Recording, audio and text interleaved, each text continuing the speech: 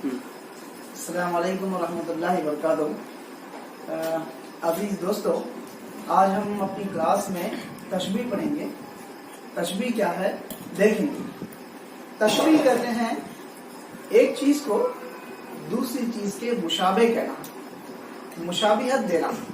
انگریزی میں اسے ہم کہیں گے کمپیریزن کرنا، ایک چیز کو دوسری چیز سے کمپیئر کرنا.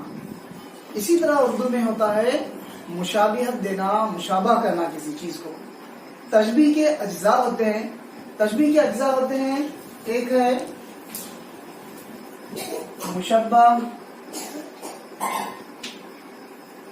اور دوسرا ہے مشبہ.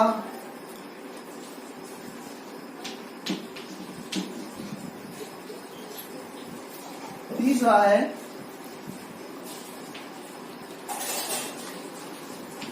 علامت تشبیہ یا ادات تشبیہ بھی کہتے ہیں اسے. ادات تشبیہ یا علامت تشبیہ دونوں ایک ہی ہے. پھر چوتھا ہے غرض تشبیہ یا وجہ تشبیہ. غرض تشبیہ یا وجہ تشبیہ کے جو اجزاء ہیں وہ ہیں مشبہ، مشبہ با، علامت تشبیہ، ادات تشبیہ، جسے دونوں بھی کہتے ہیں. اسے علامت تشبیہ بھی کہتے ہیں، ادات تشبیہ بھی کہا جاتا ہے. پھر غرض تشبیہ اور وجہ تشبیہ. غرض تشبیہ اور وجہ تشبیہ دونوں ایک ہی ہیں. اب دیکھیں گے تشبیہ کیا ہے. تشبیہ ہے کسی چیز کو کسی دوسرے چیز سے مشابہت دینا، اس کے جیسی ہے کہنا. جیسے مثال کے طور پر میں کہوں گا کہ اس کے دانت انار کے دانوں کی طرح ہیں. اس کے دانت انار کے دانوں کی طرح ہیں. یہ بھی اس میں تشبیہ ہے، مشابہت دی جا رہی ہے. دوسرا بے داغ ہے مانند سحر اس کی جوانی. اور تیسرا اس کا چہرہ چاند سا ہے. یہ تین جو میں مصرے لکھے ہیں یہ اور یہ جملہ، یہ اس میں تشبیہ پائی جاتی ہے. تشبیہ پہچاننے کے لیے ایک چیز میں آپ کو کلو دیتا ہوں. ایک بہت ہی اہم الفاظ یا علامات کہتے ہیں اسے، وہ اگر آپ جان جائیں گے تو تشبیہ کو یقیناً پہچانیں گے. اب دیکھیے اس میں فار ایگزامپل، اور ایک میں اگر چوتھا ایک جملہ لکھوں کہ پھر پتوں کی بازیں بجی تم یاد آئے. یہاں پہ تشبیہ ہے یا نہیں ہے پہچانیے. اس میں تشبیہ نہیں ہے، کیونکہ یاد رکھیے تشبیہ کو پہچاننے کے لیے چند حرف ہیں، چند حروف ہیں، ان کو علامات تشبیہ کہا جاتا ہے.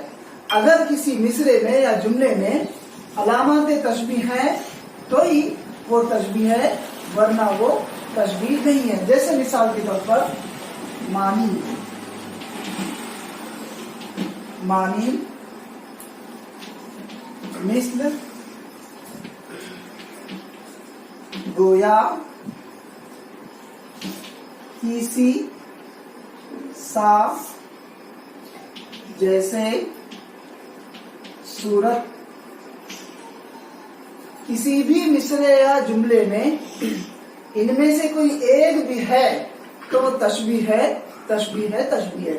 جیسے مثال کے طور پر یہاں پہ دیکھیے اس کے دانت انار کے دانوں کی طرح ہیں، یعنی کی طرح چھوڑ دیا میں نے،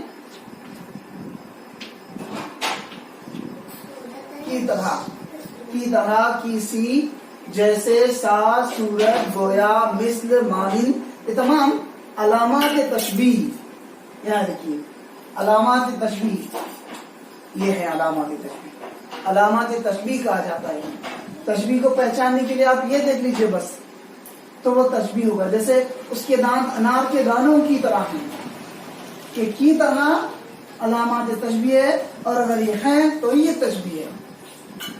یہاں پہ کیا ہو رہا ہے, اس کے دانتوں کو انار کے دانوں سے تشبیہ دی جا رہی ہے. دانتوں کو انار کے دانوں سے تشبیہ دی جا رہی ہے. مطلب یہ کہ اس کے دانت انار کے دانوں کے جیسے ہیں, انار کے دانوں کی طرح ہیں. یہاں پہ بے داغ ہے مانند سحر, اس کی جوانی کو سحر سے تشبیہ دی جا رہی ہے. اس کا چہرہ چاند سا ہے, اس کے چہرے کو چاند سے تشبیہ دی جا رہی ہے. پھر یہاں پہ ایسے کوئی الفاظ ہیں ہی نہیں, علامت ہے ہی نہیں, تو یہ تشبیہ نہیں ہے. اس میں نہیں ہے علامات تشبیہ, حرف تشبیہ یا ادات تشبیہ. حرف تشبیہ بھی کہتے ہیں اسے. حرف تشبیہ یا علامات تشبیہ یا ادات تشبیہ اس میں موجود نہیں ہے, تو یہ تشبیہ والا مصرع یا شعر یا جملہ نہیں کہلاتا. ان تینوں میں ہے. جیسے میر تقی میر کی غزل ہے, ہستی اپنی حباب کی سی ہے, یہ نمائش شراب کی سی ہے, کیسی نازکی اس کے لب کی کیا کہیے, پنکھڑی ایک گلاب کی سی ہے. گلاب کیسی ادات تشبیہ, اور یہ تشبیہ کہلاتا ہے. بار بار اس کے در پہ جاتا ہوں, حالت اب اضطراب کیسی ہے, یہ تشبیہ ہے. میں جو بولا تو کہا یہ آواز اسی خانہ خراب کیسی ہے, تو وہ تشبیہ ہے. میر ان نیم باز آنکھوں میں ساری مستی شراب کیسی ہے, تو یہ کیسی جو ہے یہ تشبیہ کہلاتا ہے. اگر کسی شعر میں یا مصرے میں یا جملے میں یہ الفاظ آ جائیں, یہ حروف آ جائیں, ان کو علامات تشبیہ یا ادات تشبیہ یا حرف تشبیہ کہا جاتا ہے, تو وہ تشبیہ والا شعر یا تشبیہ کہلاتا ہے. جیسے دل میرا سوزے نہا سے بے محابہ جل گیا, آتش خاموش کی مانند گویا جل گیا. گویا مانند, یہ جو ہے زندگانی کی حقیقت کو حکم کے دل سے پوچھ.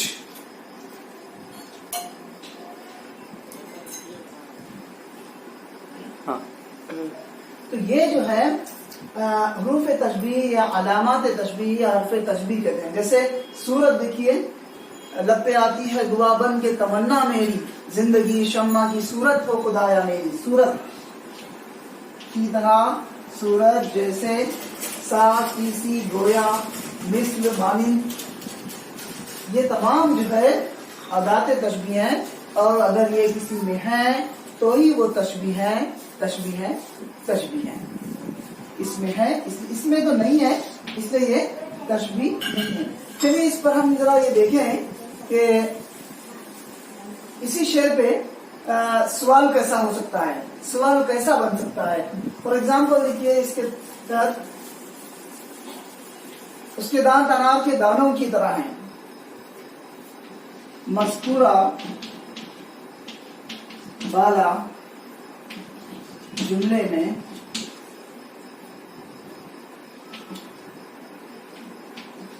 مستعمل سند کی نشاندہی کیجیے. مطلب اوپر دیے گئے جملے میں مستعمل کہتے ہیں استعمال شدہ. کون سی سند اس میں استعمال ہوئی ہے, کون سی سند استعمال ہوئی ہے, مستعمل سند. اب سندیں یہ ہیں,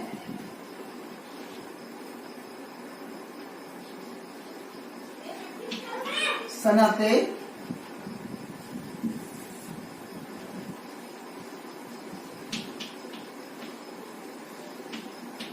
تشبیہ. نمبر 2 سند تلمیح. نمبر 3 سند تضاد. نمبر 4 سند استعارہ. اس طرح کا سوال ہو سکتا ہے کہ مذکورہ بالا جملے میں مستعمل سند کی نشاندہی کیجیے. سند تشبیہ, سند تضاد تلمیح, सनअत तजाद, सनअत इश्तियारा। अब आपको देखेंगे इसके दांत और उसके दांत अनार के दानों की तरह हैं, इसमें की तरह है और इससे इसमें किसी चीज को इसी से तशबीह दी जा रही है, तो वो इसमें इसका जवाब रहेगा ये। अगर इन पे पूछे सवाल तो ऐसे पूछ सकता है, फॉर एग्जाम्पल मतलब अलामात तशबीह, अदात तशबीह और मुशब्बा, मुशब्बा, गर्ज तशबीह, तो ये ऑप्शन में रहेगा, इसका सवाल नहीं होगा आपको, इसमें टेट में नहीं होगा बल्कि सीईटी में हो सकता है। अब यहाँ पे देखिए सवाल ऐसे हो सकता है,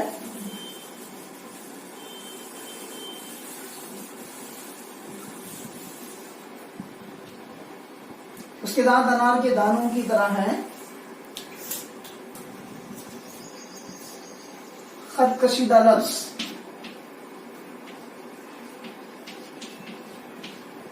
खत कशीदा अल्फाज कह लीजिए।